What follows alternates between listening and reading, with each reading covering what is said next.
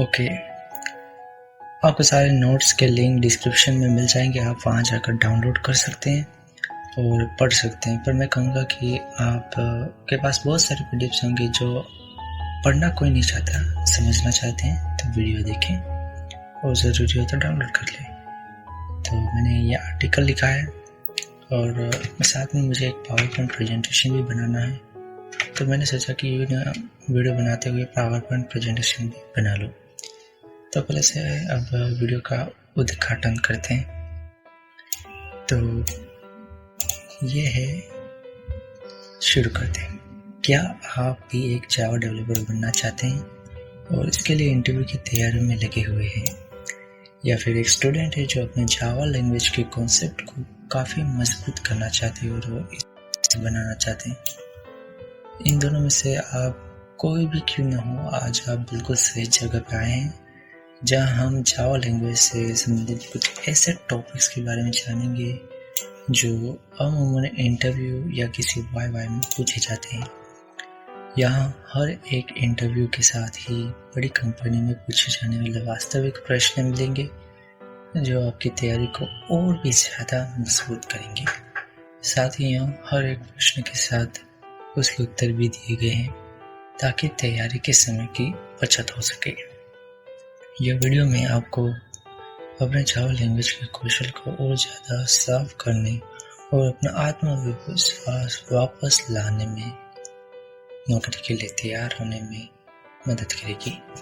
साथ ही उन छात्रों को भी काफ़ी ज़्यादा मदद करेगी जो इस में ज्ञान को और बढ़ाना चाहते हैं। तो आइए हम जानते हैं ऐसे प्रश्नों के जवाब एक्सपर्ट्स और टीचर द्वारा इस विषय में काफ़ी ज़्यादा पूछे जाते हैं।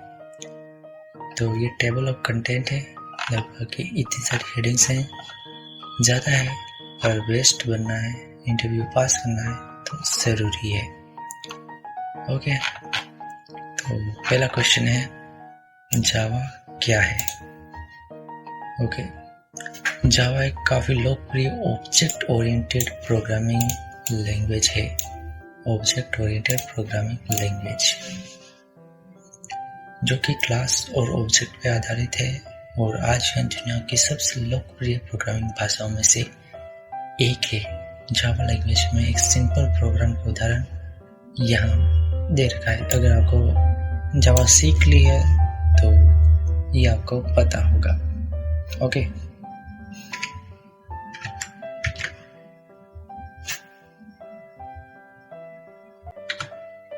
नेक्स्ट क्वेश्चन है, जावा को अपने सिस्टम में कैसे इंस्टॉल करें?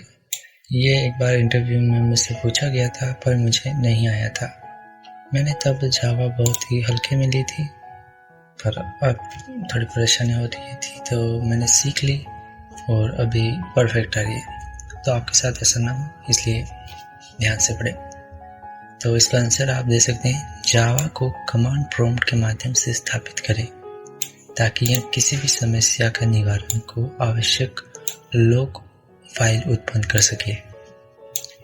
मैं इसे हाईलाइट कर रहा हूँ ताकि आपको बाद में अच्छा लगे, पढ़ने में आसानी हो।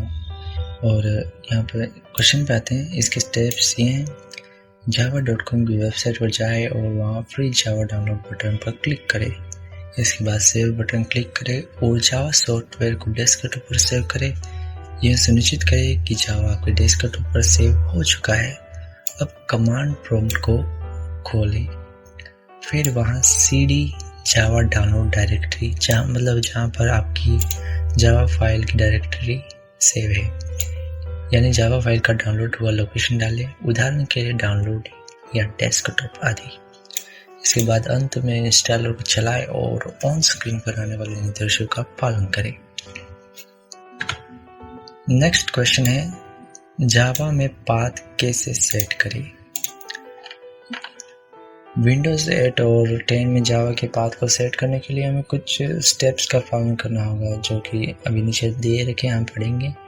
पहले अपना जेडीके फाइल में जाए और फिर बिन फोल्डर को खोले और उसके पाथ को कॉपी कर ले। फिर अपने कंप्यूटर में राइट क्लिक करें और फिर प्रॉपर्टीज पे क्लिक करें। फिर उसमें एडवांस सिस्टम सेटिंग पर क्लिक करें। इसके बाद इन्वाइट वेरिएबल पर क्लिक करें। फिर मौजूद सिस्टम वेरिएबल के सेक्शन में पाथ को खोजें और फिर उसके सिलेक्ट करके एडिट पर क्लिक करें। कि मैं ये आपको करके बताऊं? मैं आपको खुद करके बता देता हूँ, आपको इतना सब कुछ पढ़ने की ज़रूरत नहीं पड़ेगी और याद करने की ज़रूरत नहीं पड़ेगी। तो इसके लिए आप सबसे पहले यहाँ पर देखिए एडवांस्ड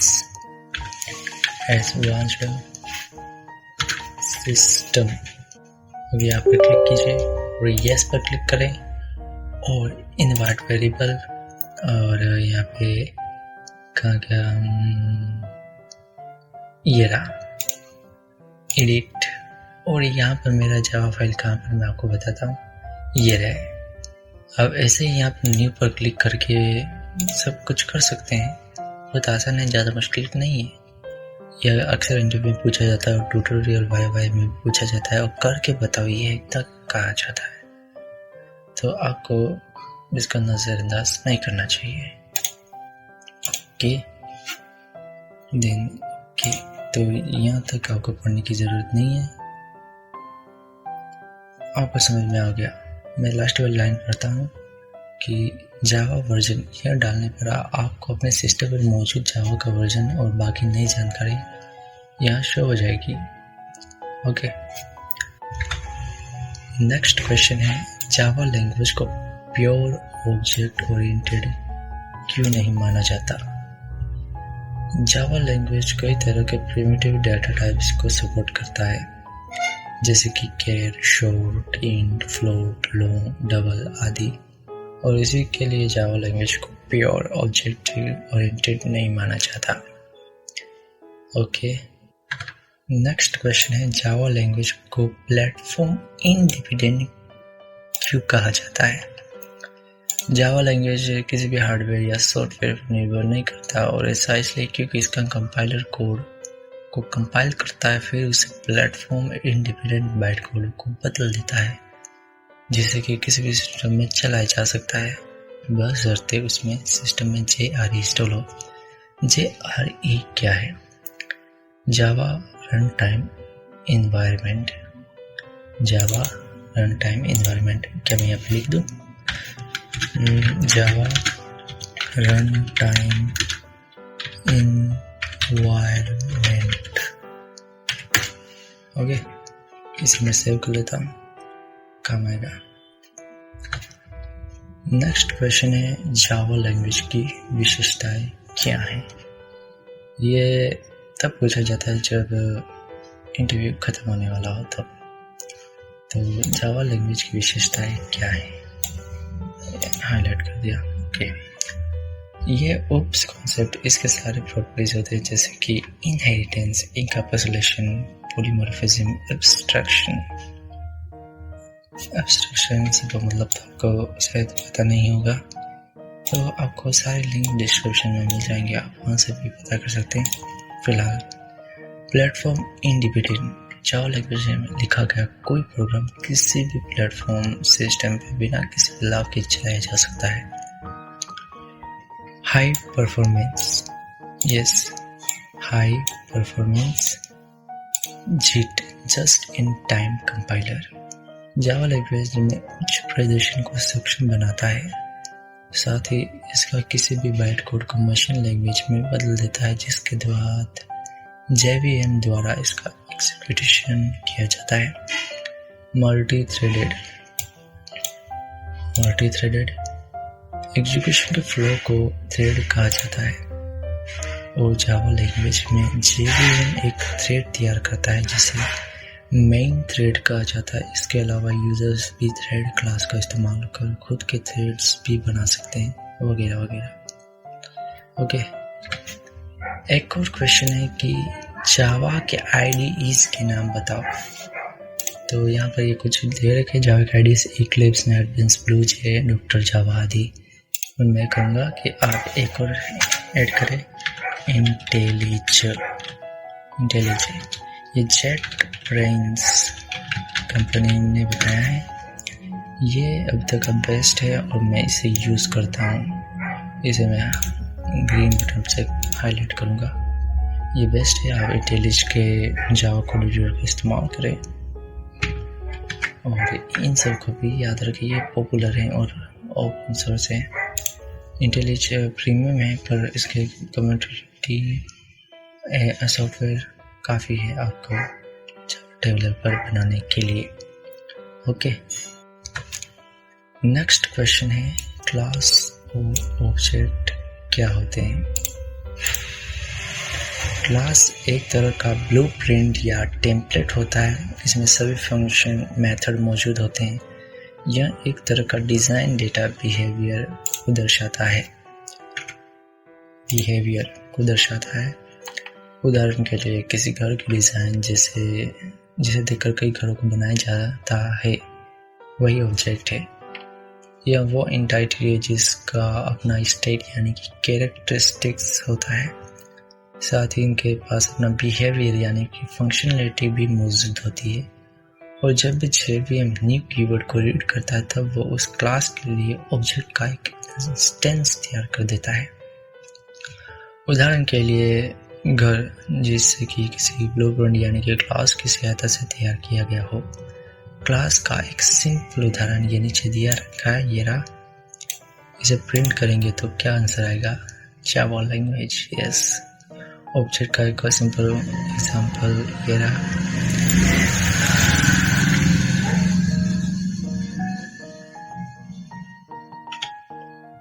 ये ऊपर दिया गया कोड कैलकुलेशन क्लास का एक ऑब्जेक्ट तैयार करके देगा।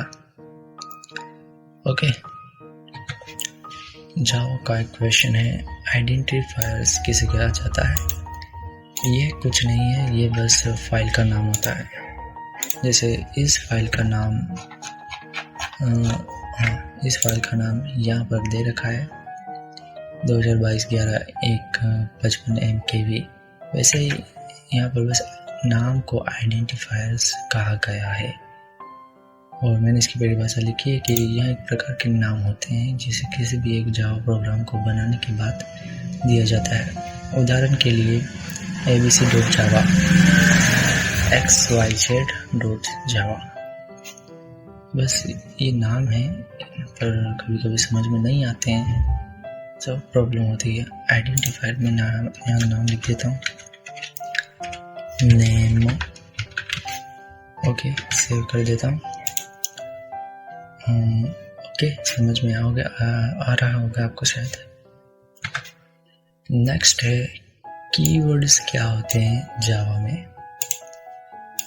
कीवर्ड्स यानी, मैं हिंदी में बताता हूँ कि कीवर्ड यानी जावा में कुछ कीवर्ड हैं जो वो अपने सिस्टम में यूज़ करता है और उसे कोई उसके नाम से कोई दूसरी फाइल नेम या वो उससे स्टार्ट नहीं कर सकता, वो नाम नहीं रख सकता, नए कीवर्ड्स कहते हैं। पर मैंने यहाँ पर एक अच्छी तरह से परिभाषा लिखी है। ये जावा लैंग्वेज में पहले से परिभाषित यानी कि डिफाइंड कुछ शब्द होते हैं जिनका इस प्रोग्रामिंग लैंग्वेज में कुछ ना कुछ अर्थ होता है। और जावा लैंग्वेज में कुल 52 कीवर्ड्स होते हैं। कहते हैं 52। इसे मैं हाईलाइट करूँगा क्योंकि ये इंपॉर्टेंट पूछे जाते हैं। इसे मैं बोल्ड कर देता हूँ। ओके, जावा के कीवर्ड्स के उदाहरण दे। तो ये कुछ जावा के कीवर्ड हैं, आप स्क्रीनशॉट ले सकते हैं। ओके, पर मैं सारे लेना चाहूँगा तो टाइम लगेगा, पर मैं बोल ही देता हूँ, काम आएगा। पहला है abstract, extend, constant, find, by default, class, finally, case, interface, break, double, assert, enum, care, else, boolean, try, continue, float, catch, true, super, new, volatile, switch, null, goto. ये कुछ कीवर्ड्स है, कुल 52 है, पर यहाँ पर अभी फिलहाल इतने ही दिए हैं क्योंकि ये ज़्यादातर रोज़ यूज़ होते हैं। रोज़ का मतलब ज़्यादा यूज़ होते हैं। नेक्स्ट क्वेश्चन है लिटरल्स किसे कहा जाता है। यस, जावा लैंग्वेज में लिटरल्स उन मूल्यों यानी कि वैल्यूज को कहा जाता है जिनका इस्तेमाल किसी प्रोग्राम में किया जाता है। उदाहरण के लिए स्ट्रिंग, कैरेक्टर, न्यूमेरिक, बूलियन, यानी कि इनके अंदर हम कोई भी मान रख सकते हैं। हेलो वर्ड की जगह आप अपना नाम लिख सकते हैं। कैरेक्टर लिटरल की जगह कोई भी कीवर्ड रख सकते हैं। न्यूमेरिक कोई भी संख्या, और बूलियन ट्रू फॉल्स, ये आपको पता होगा। समझ नहीं आया तो आप गूगल पर लिटरल्स सर्च कर सकते हैं। मैं कह रहा हूँ कि अभी सर्च करो, अगर नहीं पता है तो। बस मैं तो कहूँगा कि आपको पूरा पता होना चाहिए। सेपरेटर्स किसे कहते हैं? तो इसका इस्तेमाल किसी प्रोग्राम में कोड को एक दूसरे से अलग करने के लिए किया जाता है। उदाहरण के लिए पैरेंथेसिस, ब्रेसेस, ब्रैकेट, कोमा वगैरह वगैरह। ये पैरेंथेसिस, ये बेसिकली देखिए, मैं आपको यहाँ पर एक टाइप करके बताता हूँ। बराबर नहीं,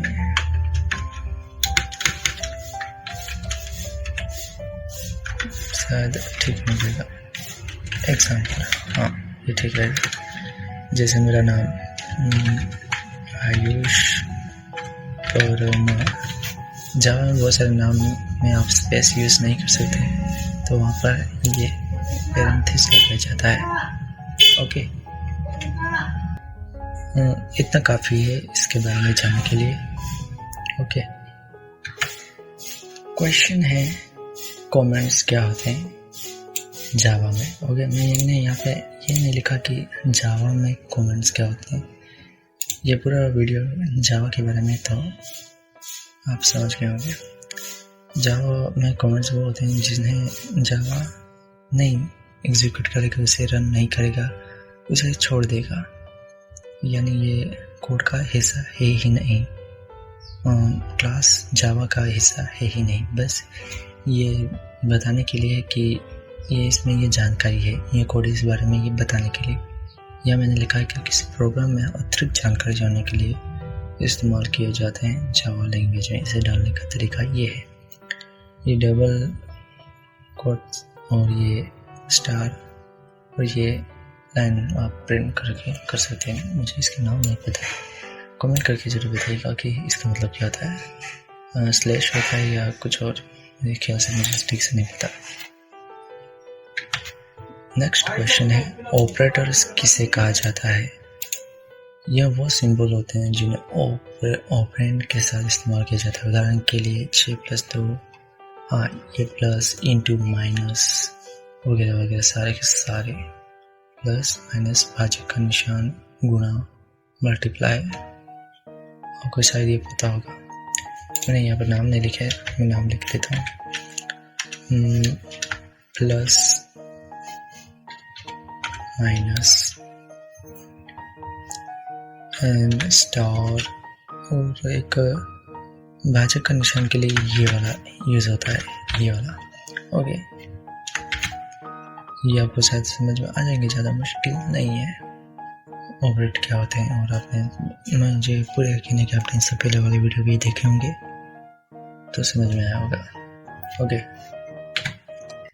क्वेश्चन है वेरिएबल और डाटा टाइप किसे कहा जाता है?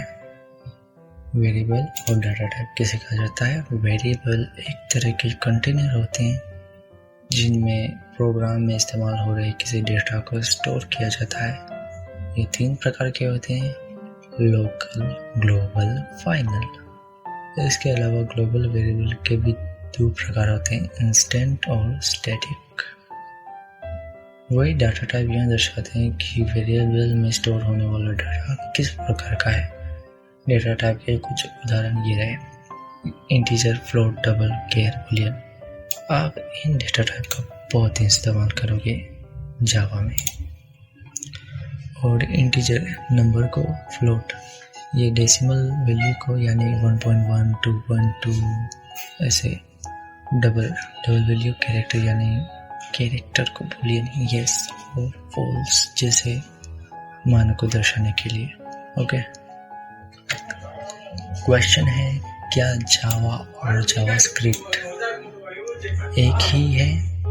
नहीं, जावा और जावास्क्रिप्ट 2 अलग अलग कंप्यूटर भाषा हैं। जावा एक robust, secure, object oriented programming भाषा है, जबकि जावास्क्रिप्ट एक क्लाइंट साइड स्क्रिप्टिंग भाषा है जिसमें काफ़ी लिमिटेशन मौजूद होते हैं। पर जावास्क्रिप्ट भी बहुत यूज होती है वेब डेवलपमेंट में। जब आप वेब डेवलपमेंट वेबसाइट बनाएंगे, अगर सीख रहे हैं, तो वहाँ पे जावास्क्रिप्ट बहुत काम आती है। यूँ कहिए कि जावास्क्रिप्ट एक वेबसाइट की जान होती है, ये अंदर ब्रेन भी कह सकते हैं। अगर आप वेब डेवलपमेंट करेंगे तो वहाँ पर काम आएगी। नेक्स्ट क्वेश्चन है, इंस्टेंस वेरिएबल और लोकल वेरिएबल का मतलब क्या होता है? इंस्टेंट वेरिएबल वो वेरिएबल होते हैं जिन्हें किसी क्लास के अंदर मौजूद किसी भी मेथड के द्वारा एक्सेस किया जाता है। इन्हें मेथड के बाहर मगर क्लास के अंदर डिक्लेयर किया जाता है और साथ ही किसी प्रॉपर्टी ऑब्जेक्ट की प्रॉपर्टी का भी एक्सप्लेन करते हैं। एक्सप्लेन क्लास के अंदर मौजूद सभी ऑब्जेक्ट के पास एक वेरिएबल की कॉपी मौजूद होती है ताकि वो इसका इस्तेमाल कर सके, और अगर इसमें किसी भी तरह का बदलाव किया जाता है तो वो सिर्फ एक जगह तक सीमित रहेगा, बाकी अन्य सभी वर्ग इसमें अप्रभावित रहेंगे। फॉर एग्जाम्पल ये रहा, क्लास प्लेयर है और यह public string player name double player speed int player age. जब एंड्रॉयड डेवलपमेंट आप शुरू करेंगे तब इसका मतलब आप तब वहाँ पर समझेंगे। ये बहुत आसान है और ज़रूरी है। ओके, वही लोकल वेरिएबल होते हैं जिन्हें किसी ब्लॉक फंक्शन कंस्ट्रक्टर के अंदर मौजूद होते हैं। इनका इस्तेमाल भी सिर्फ वही ब्लॉक के अंदर तक ही सीमित होता है। जब किसी मेथड के अंदर किसी लोकल वेरिएबल को डिक्लेयर किया जाता है तो क्लास में मौजूद बल्कि मेथड को इसकी कोई जानकारी नहीं होती। For example public void player, यहाँ पर वॉइड और यहाँ पर क्लास प्लेयर। आपको से एग्जाम्पल समझ में आ रहा होगा। इस डबल इंट अंदर तो सेम है, बस बाहर अलग अलग है। आई होप आपको समझ में आ गया होगा, नहीं तो एग्जाम्पल बहुत सारे गूगल पर देख सकते हैं। माइंड ब्लोइंग क्वेश्चन, ये जावा का सबसे खास क्वेश्चन है और इसके बारे में बहुत सारे को अंडरस्टैंडिंग नहीं होती। खुद मुझे लगभग 10 इंटरव्यूज में ये क्वेश्चन पूछा गया और मुझे पता था, पर मुझे ठीक से जवाब नहीं दे पाया और रिजेक्ट हो गया। और फिलहाल मुझे यहाँ आता है और मेरे पास एक जॉब है और मुझे ये क्वेश्चन अच्छी तरह से आता है। आपको भी आना चाहिए, क्योंकि लोग कभी कभी JDK, JRE, JVM को एक ही समझ लेते हैं। तो फिलहाल आप टॉपिक पर आते हैं और इसे क्या है ये समझते हैं। JDK यानी जावा डेवलपमेंट किट, JRE जावा रन टाइम एनवायरनमेंट और JVM जावा वर्चुअल मशीन। ये जावा एप्लीकेशन बनाने के लिए एक डेवलपमेंट किट होती है और इसमें JRE जावा ड्रॉप कंपाइलर, डिबगर आदि शामिल होते हैं। और JRE ये एक सॉफ्टवेयर पैकेज होता है और किसी जावा एप्लीकेशन को चलाने के लिए जावा क्लास, लाइब्रेरीज, JVM और अन्य सभी तरह के महत्वपूर्ण चीज़ें कंपोनेंट उपलब्ध कराता है। ओके, और JVM एक प्लेटफॉर्म डिपेंडेंट अमूर्त मशीन होती है जिसमें 3 स्पेसिफिकेशन शामिल होते हैं। JVM इम्प्लीमेंटेशन आवश्यकताओं का वर्णन करने वाला एक दस्तावेज है, डॉक्यूमेंट। JVM आवश्यकताओं को पूरा करने वाला एक कंप्यूटर प्रोग्राम और जावा बाइट कोड को एग्जीक्यूट करने के लिए इंस्टेंट ऑब्जेक्ट जो कि जावा प्रोग्राम के एग्जीक्यूशन के लिए रन टाइम वातावरण प्रदान करता है। और JDK इसका इस्तेमाल कोड के डेवलपमेंट और उसके एग्जीक्यूशन के लिए किया जाता है। और JRE इसे मुख्य रूप से कोड के एग्जीक्यूट के लिए एनवायरनमेंट तैयार करने में किया जाता है।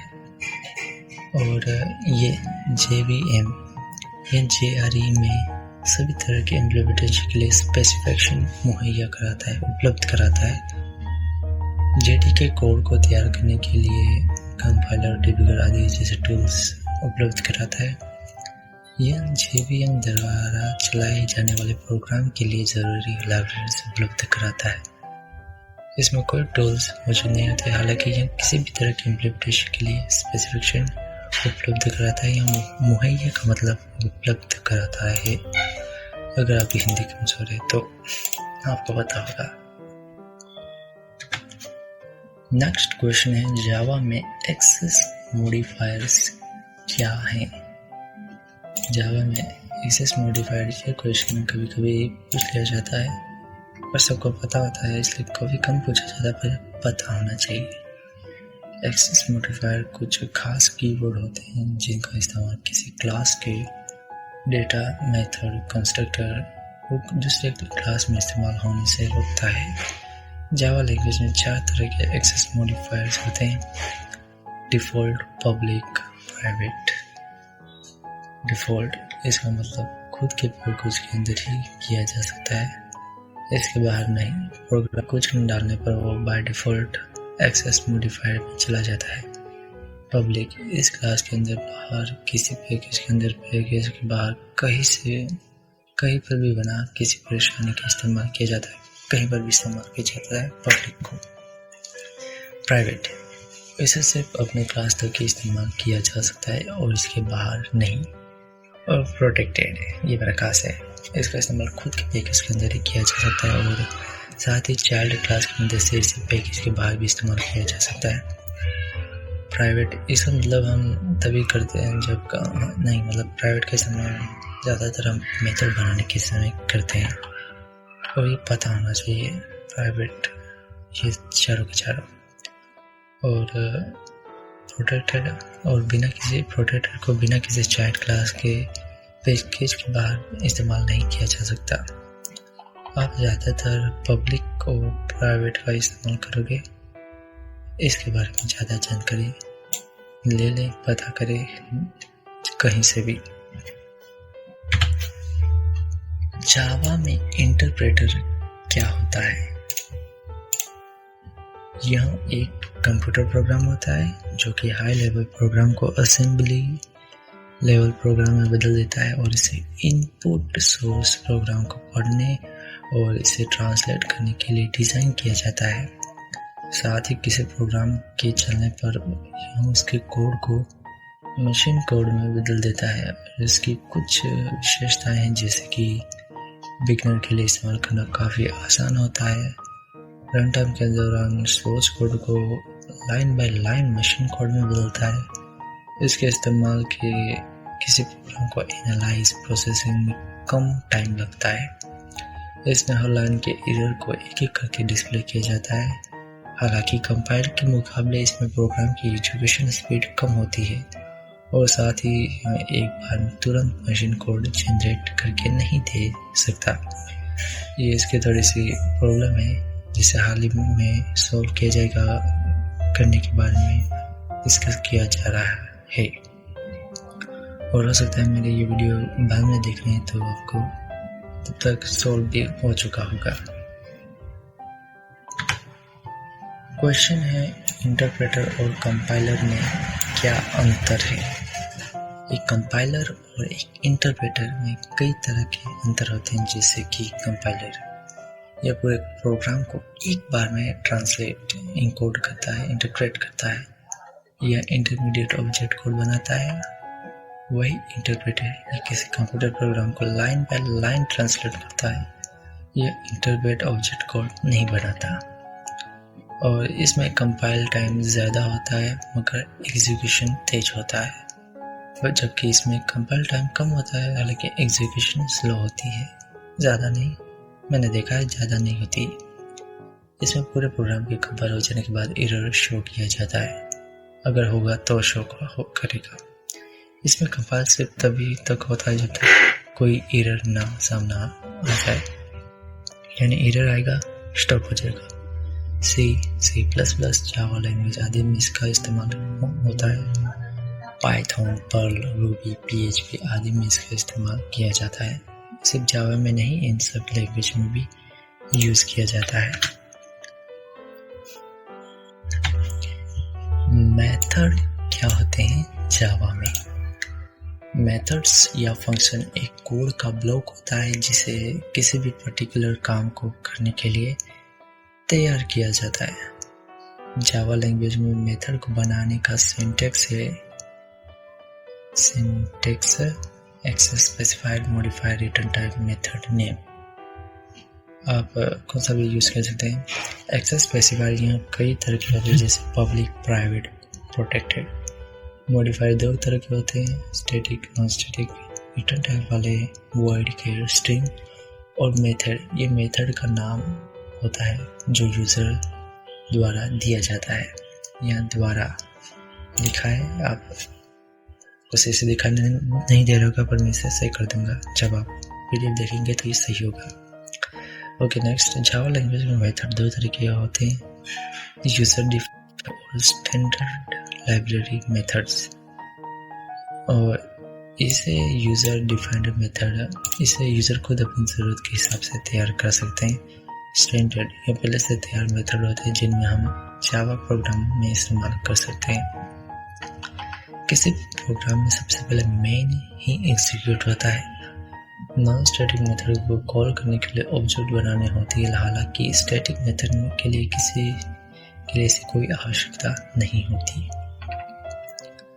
मेथड का उदाहरण ये रहा, आप पीडीएफ से ये कॉपी करके अपने कोड को अपने जहाँ पर भी आप जावा सीखते हैं वहाँ पर पेस्ट करके दे सकते हैं। आउटपुट आपको जावा लैंग्वेज फर्स्ट ये देखने को मिलेगा। और मैं कहता हूँ आप अभी करके देख लीजिए, मज़ा आएगा। मेथड ओवरलोडिंग क्या है? बिल्कुल एक मेथड की तरह ही इन्हें भी क्लॉज के अंदर डिक्लेयर किया जाता है, मगर यहाँ एक से ज़्यादा होते हैं। इन सभी का नाम तो सेम हो सकता है, मगर इनकी आर्गुमेंट लिस्ट अलग अलग होना अनिवार्य है, नहीं तो एरर शो करेगा। इनमें पैरामीटर की संख्या, उनका प्रकार या उनका क्रम कुछ भी अलग हो सकता है। इसका एक एग्जांपल ये रहा, class ABC word simple int a system out print hello.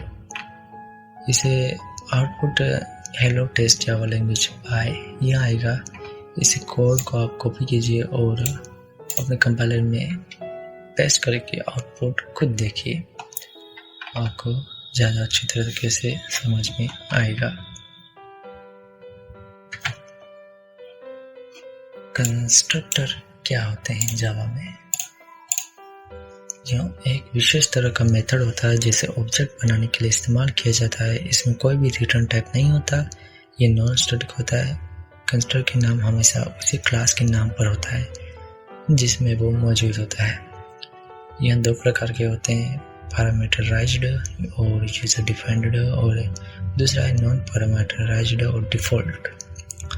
और जब भी कोई ऑब्जेक्ट को क्रिएट किया जाता है, सभी कंस्ट्रक्टर अपने आप ही रिवोक हो जाते हैं। रिवोक का मतलब क्या होता है?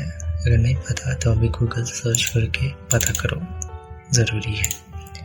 और कंस्ट्रक्टर का एक उदाहरण है class A system of println Java language. ये एक एग्जांपल है, कॉपी करो, कंपाइलर में टेस्ट करो, सॉफ्टवेयर में टेस्ट करो। ऊपर दिए गए प्रोग्राम में जब न्यू ए ऑब्जेक्ट को क्रिएट किया जाएगा तब वो ए फंक्शन को कॉल करेगी और स्क्रीन पे जावा लैंग्वेज प्रिंट करेगी। जावा लैंग्वेज प्रिंट करेगी। कंस्ट्रक्टर ओवरलोडिंग क्या है? कंस्ट्रक्टर एक तरह ही इसे भी क्लास के अंदर डिक्लेयर किया जाता है, मगर यहाँ एक से ज़्यादा होते हैं। इन सभी का नाम तो सेम होता है, मगर इनकी आर्गुमेंट लिस्ट अलग अलग होना अनिवार्य है। इनमें पैरामीटर्स की संख्या, उनका प्रकार या उनका क्रम कुछ भी अलग हो सकता है। इसका एग्जांपल ये रहा, इसे आप अपने सॉफ्टवेयर में डालिए और टेस्ट करिए, आपको आसान लगेगा। और यहाँ पर एक क्लास बीसी है और सॉफ्टवेयर में पेस्ट करो, समझ में आ जाएगा। ऐसे ही समझना थोड़ा मुश्किल होता है और आप कंफ्यूज हो सकते हैं।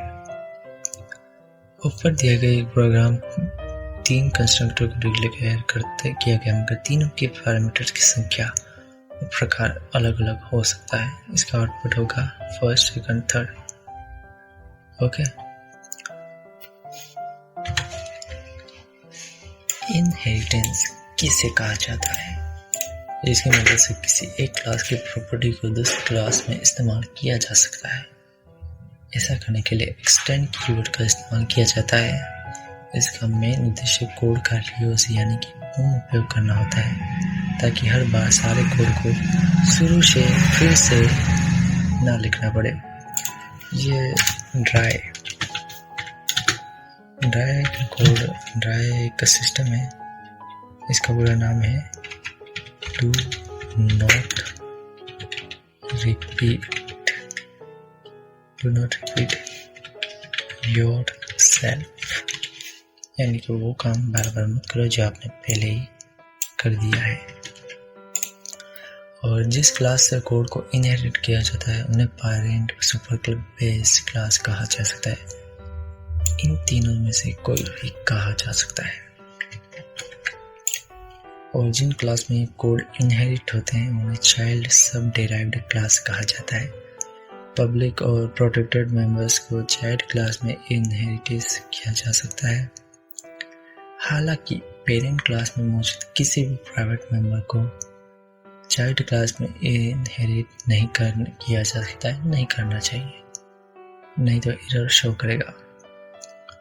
और कोई भी नया बना क्लास किसी ऑब्जेक्ट क्लास का हमेशा सब क्लास ही होता है। ये 5 प्रकार के होते हैं, जो कि single level, multiple level, hierarchy level, hybrid level. Single level में एक बेस क्लास से डेटा को चाइल्ड क्लास में इनहेरिट किया जाता है। मल्टी लेवल में 2 से ज़्यादा क्लास को इनहेरिट करते हैं। और मल्टीपल लेवल इसमें 2 या अधिक बेस क्लास से डेटा को चाइल्ड क्लास में इनहेरिट किया जाता है। और इसमें एक बेस क्लास से डेटा को 2 या अधिक चाइल्ड क्लास में इनहेरिट किया जाता है।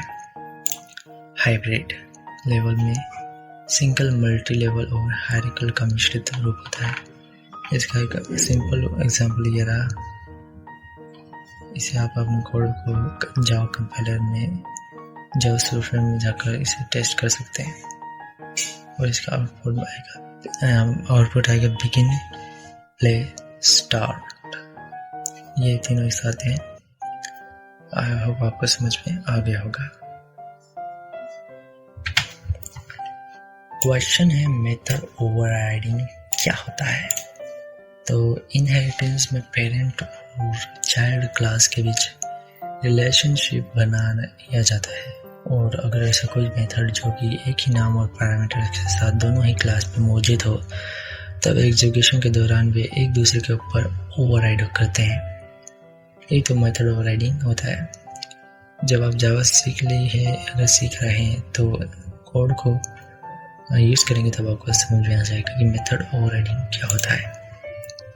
अगर चाइल्ड क्लास का ऑब्जेक्ट इस मेथड को कॉल करता है तो चाइल्ड क्लास का मेथड पेरेंट क्लास के मेथड को ओवरराइड करेगा और एग्जीक्यूट होगा।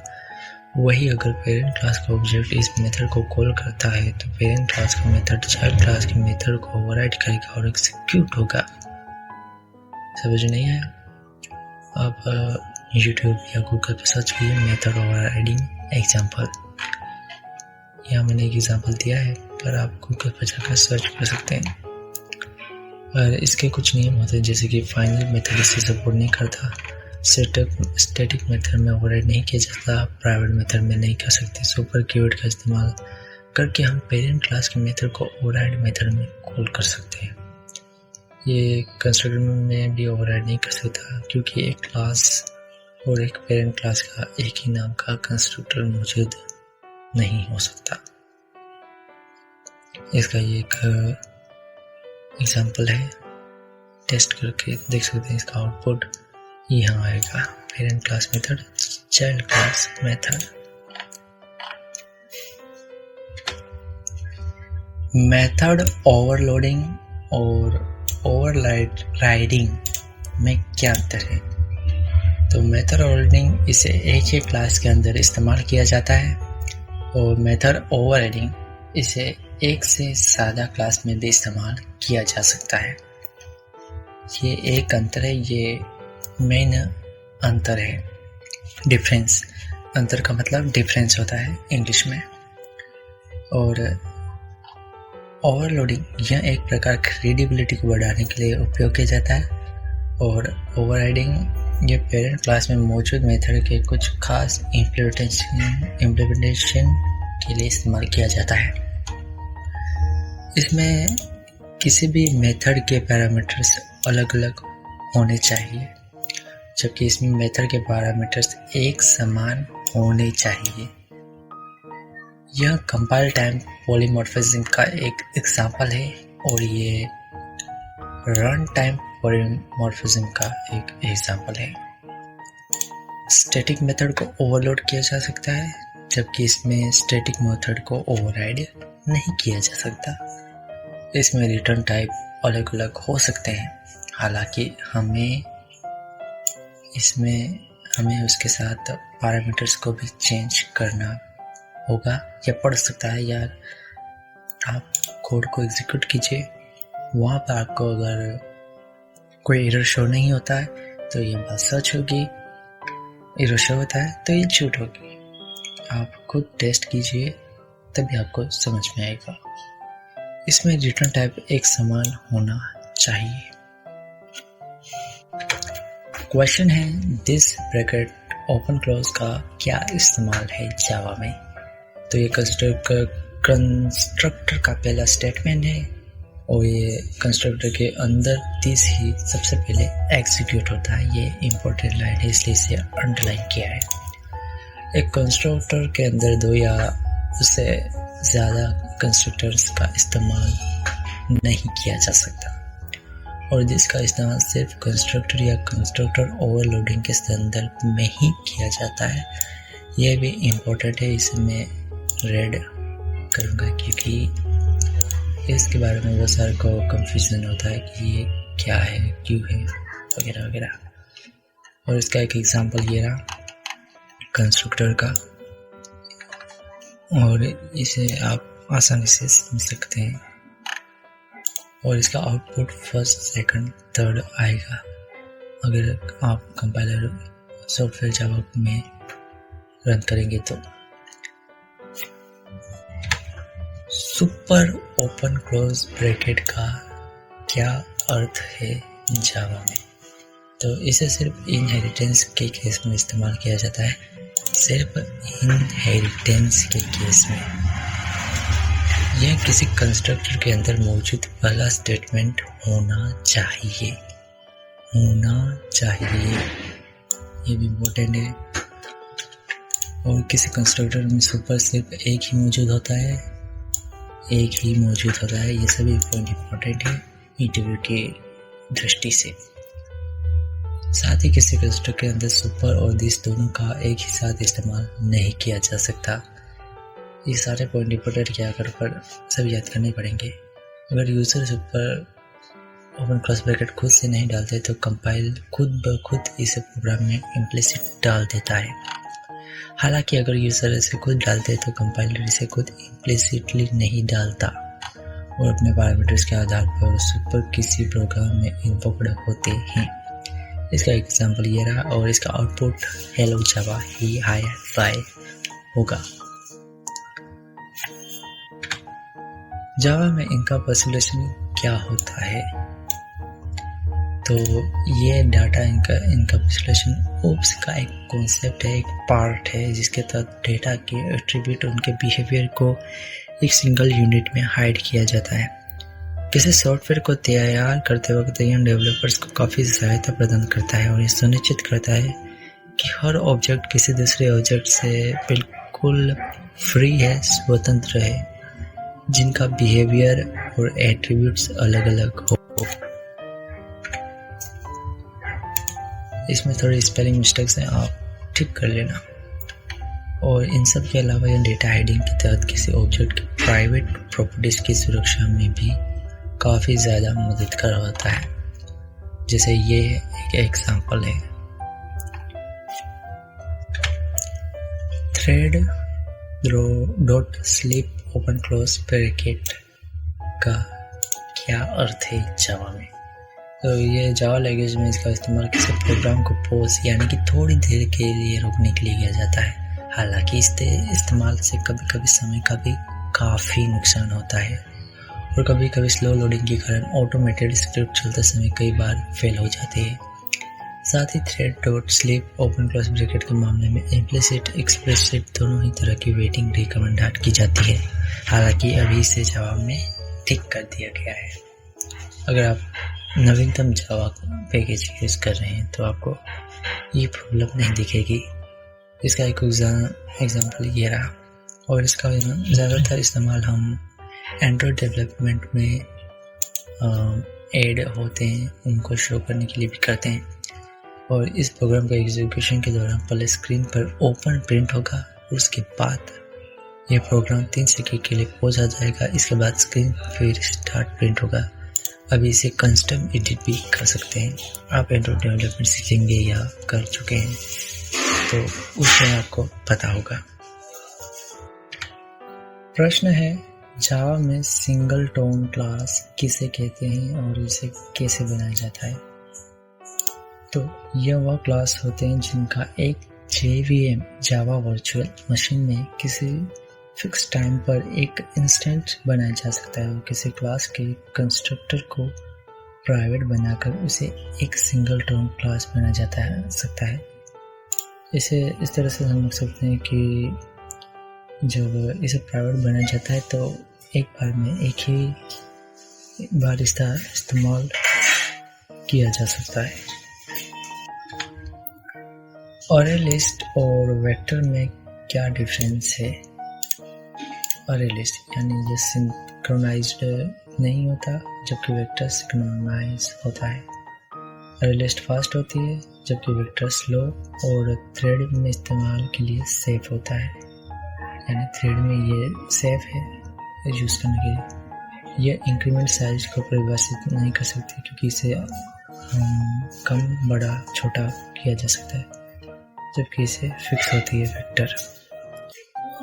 यदि किसी एलिमेंट को अरे लिस्ट में डाला जाता है तो यह अपने अरे साइज को 50% तक बढ़ा सकती है, जबकि वेक्टर अरे को साइज को दुगना कर लेता है।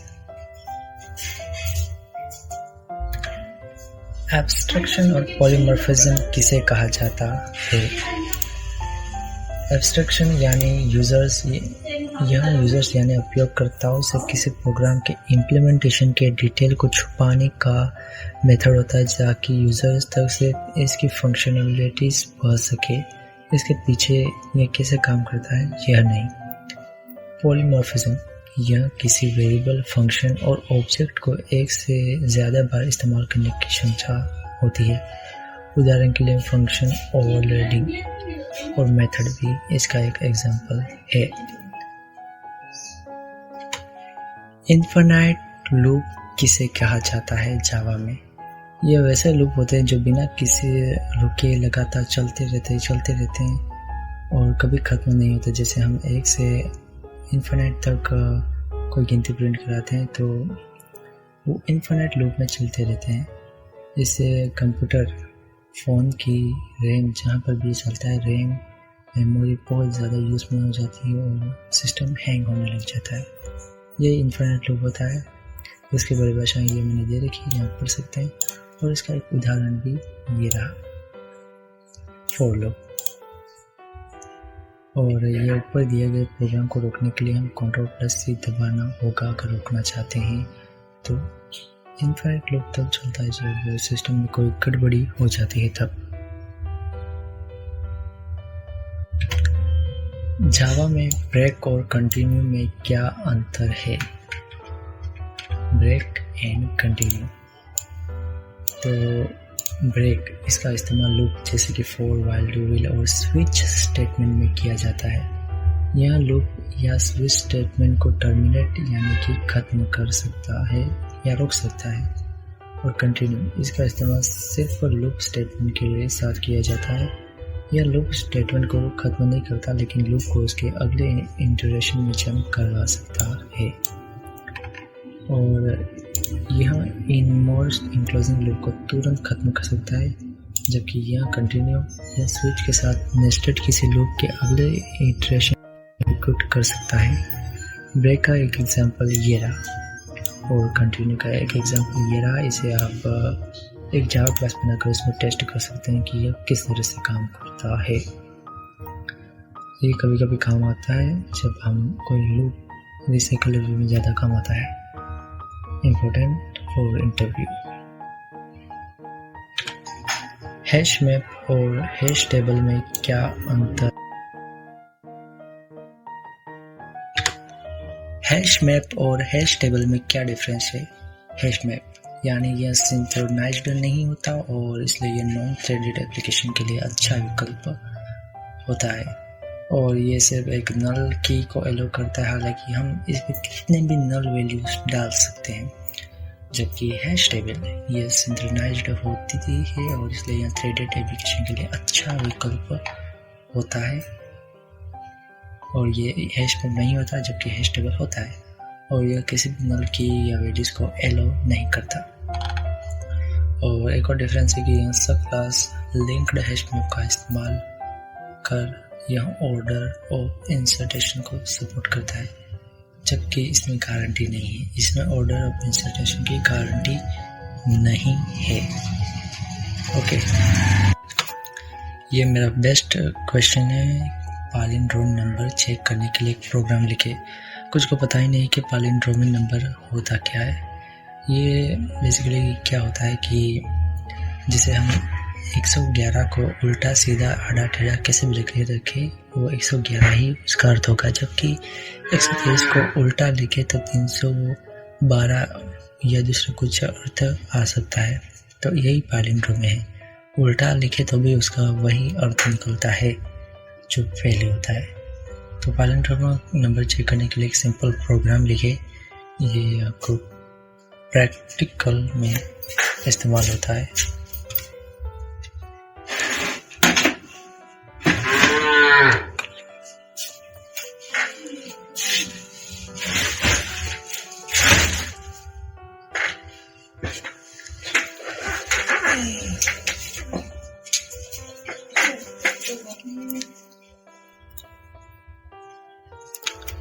और जब प्रैक्टिकल होगा तब आपको कुछ कोड लिखना पड़ेगा और यहाँ पर आपको बताना पड़ेगा कि यहाँ इस तरह से होता है और साथ में आपको यह डेफिनेशन याद होनी चाहिए।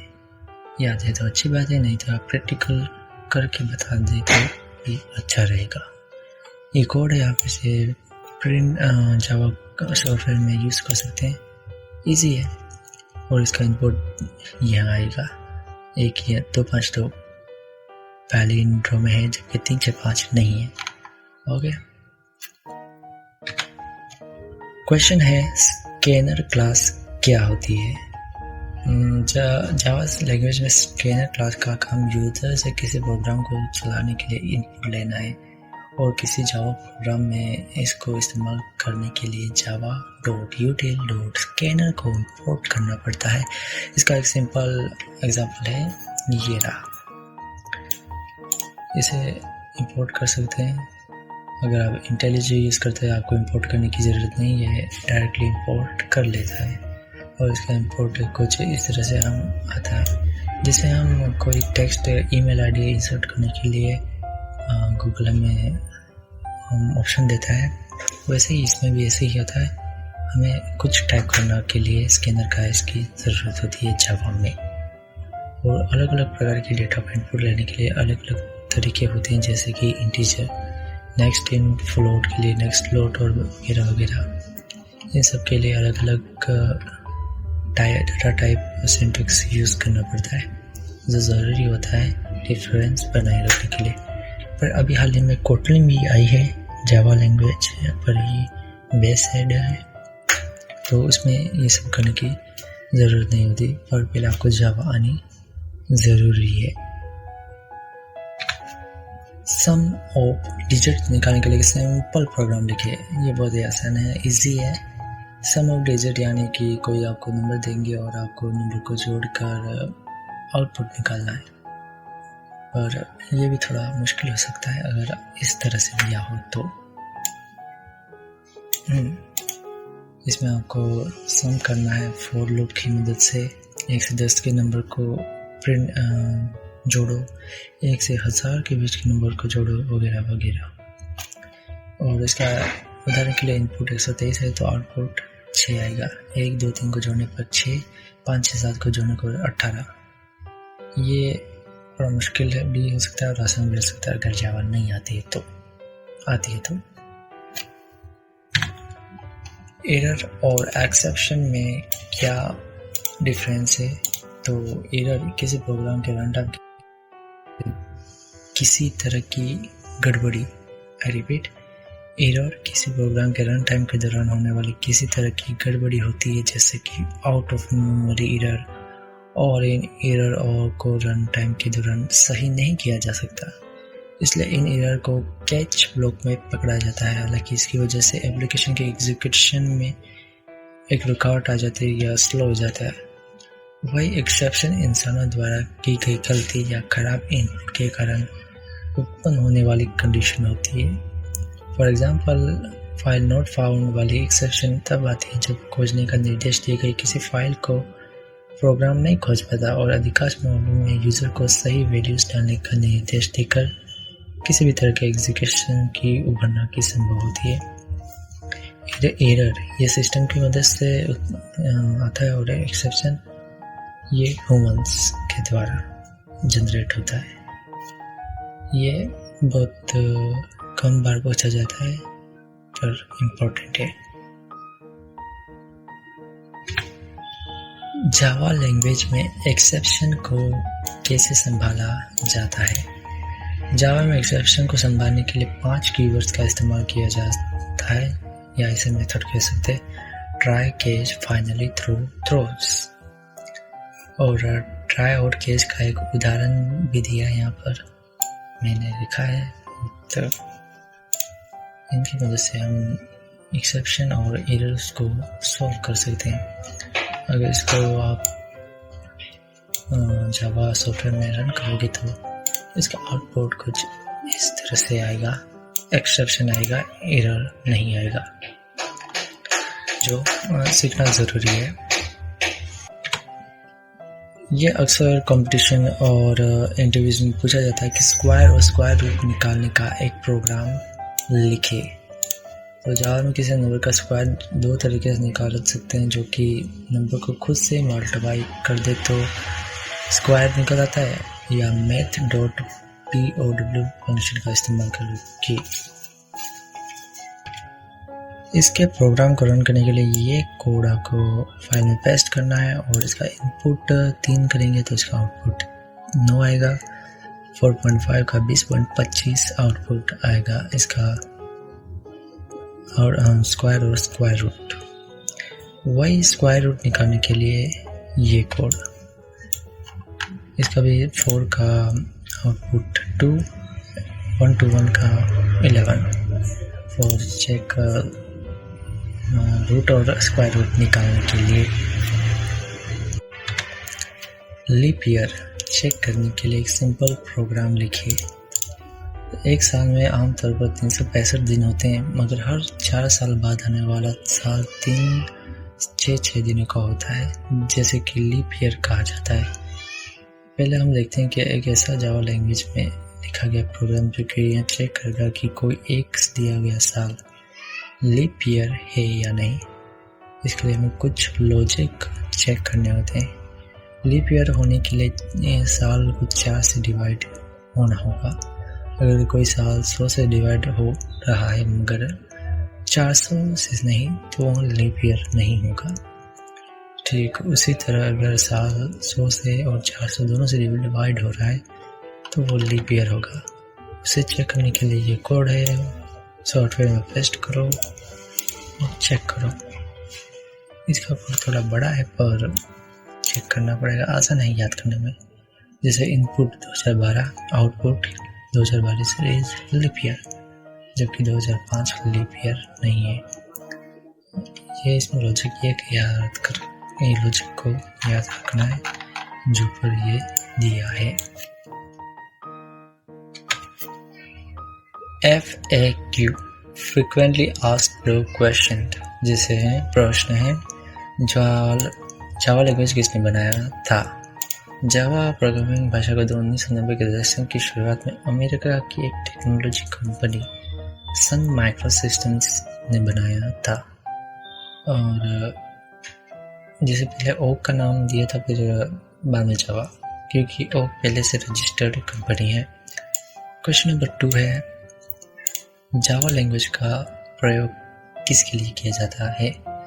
जावा एक सरल, कुशल, जनरल पर्पस वाली भाषा है जिसका मुख्य रूप से इंटरनेट आधारित एप्लीकेशन के लिए उपयोग किया जाता है और इसे कई तरह के प्लेटफॉर्म पर चलने के लिए डिजाइन किया गया था। सभी में, web development, Android development, Windows development में भी, और बहुत सारे दूसरे जैसे phone, mobile phone, computer, trimmer और बहुत सारे बैंकिंग में भी।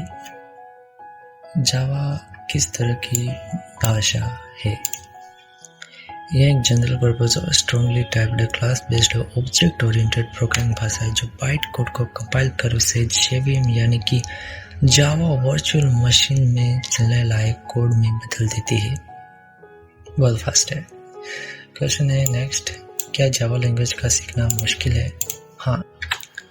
हाँ, इसे सीखना मुश्किल हो सकता है क्योंकि जावा में नियमित आधार पर बदलता रहता है और समय से पर नई सुविधाएं और फीचर्स को जोड़ा जाता है, मगर कुछ बुनियादी कोडिंग नियमों को ध्यान में रखकर हम इसे आसानी से सीख सकते हैं। मैं कहूँगा जावा थोड़ी सी मुश्किल है, ज़्यादा नहीं।